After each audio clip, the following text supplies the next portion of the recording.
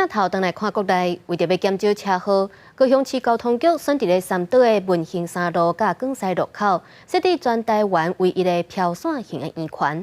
不过，当开放无几天，一时有人会伫遐违规倒滑正向骑车等等的行为。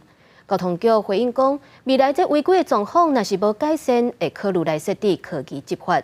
目前会先请警方到场来指挥甲宣导。骑机车的民众无照圆环的指示，直接倒滑，拄到对向的汽车，看起来真危险。无偌久，阁有机车反向骑入去广西路，高雄市政府伫三岛文兴三路设置全台第一个标线性的圆环，因为遮有5个路口，当初设置是为着降低车祸发生。民众表示，设置圆环了后，也是有袂少民众会违规。骑咧就直接过去啊，对啊，因为我骑车差不多20档。其实会停来就是会停来，啊袂停来嘛是直接骑过。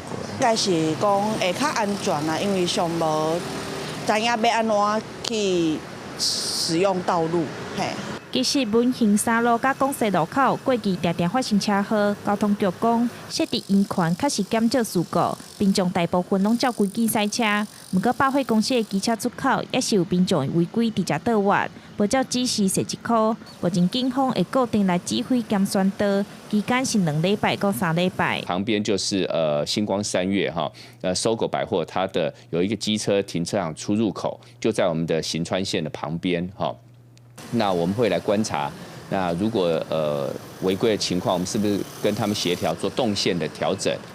交通局表示，为了加强暗时骑车安全，圆环中央设定黄时管有警示的效果，圆环的路面标志也完成。未来若是违规状况无改善，交通局会阁研议敢卖增加科技执法。